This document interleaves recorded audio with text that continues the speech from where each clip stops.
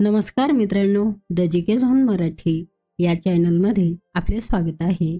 आज आपण महिला व बालविकास विभाग भरतीसाठी आवश्यक असलेले प्रश्न उत्तरे घेणार आहोत. चला तर सुरू करूया. भारतातील पहिले AI विद्यापीठ कोणत्या राज्यात स्थापन करण्यात येणार आहे? भारतातील पहिले AI विद्यापीठ महाराष्ट्र राज्यात स्थापन करण्यात येणार आहे. मुंबई महानगरपालिकेने 2025-26 वर्षासाठी किती हजार कोटी रुपयांचा अर्थसंकल्प सादर केला आहे? मुंबई महानगरपालिकेने 2025-26 वर्षासाठी 74,000 कोटी रुपयांचा अर्थसंकल्प सादर केला आहे. सध्या चर्चेत असलेले डीपसीक हे कृत्रिम बुद्धिमत्ता ॲप कोणत्या देशाचे आहे?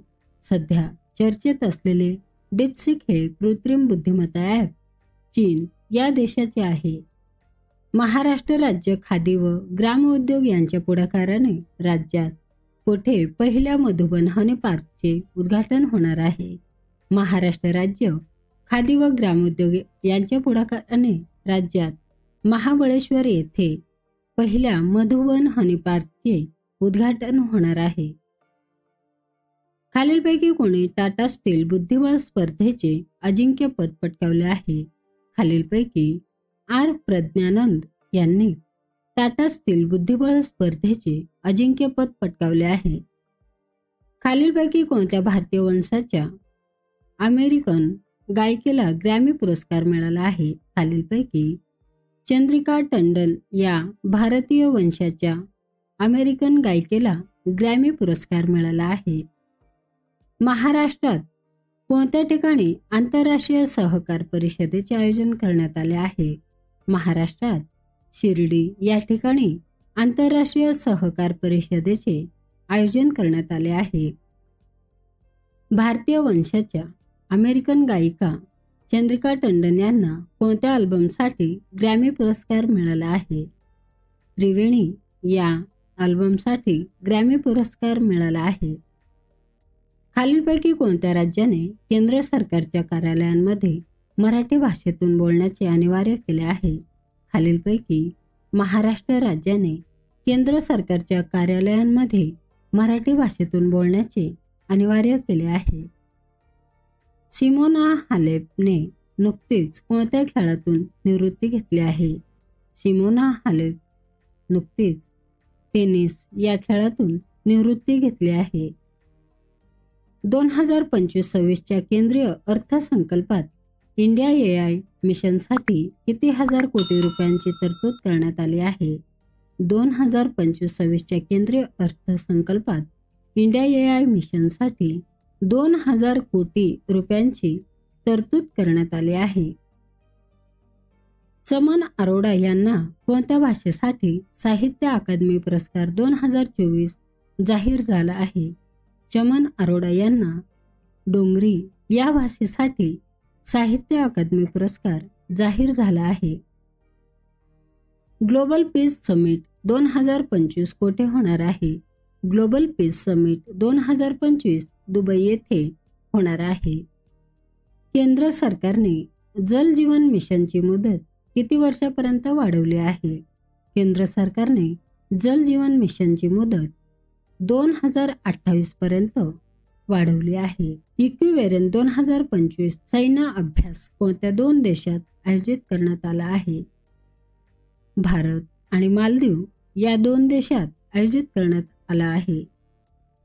38व्या राष्ट्रीय क्रीडा स्पर्धेमध्ये दीप रांभिया व अक्षय वारंग या जोडीने टिंब-टिंब मिश्र दुहेरीत रौप्य पदक जिंकले आहे. या दोन्ही जोडीने बॅडमिंटन या मिश्र दुहेरीत रौप्य पदक जिंकले आहे. इंटरनॅशनल डेव्हलपमेंट वीक कधी साजरा करण्यात येणार आहे? इंटरनॅशनल डेव्हलपमेंट वीक 2 ते 8 फेब्रुवारी साजरा करण्यात येणार आहे.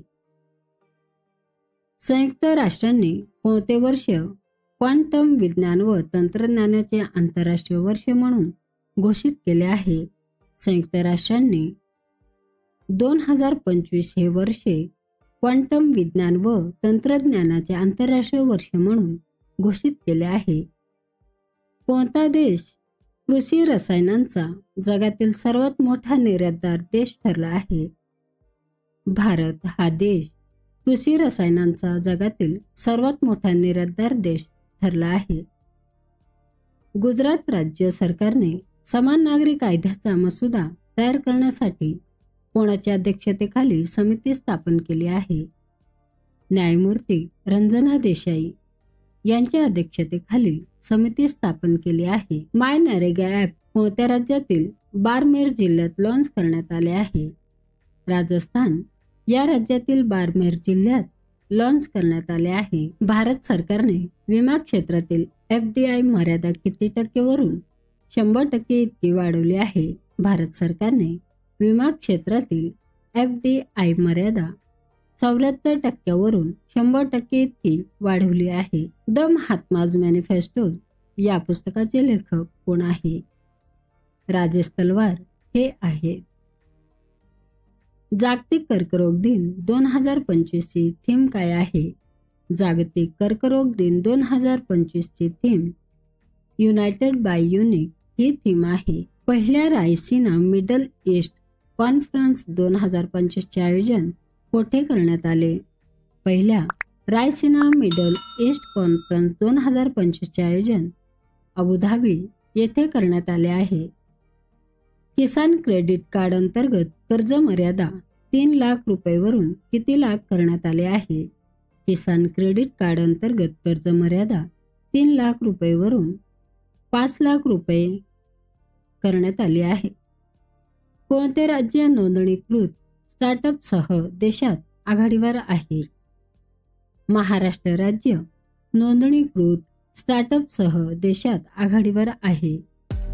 मित्रांनो, चॅनल आवडला असेल तर प्लीज नक्कीच सबस्क्राईब करा, व्हिडिओ लाईक करा. धन्यवाद.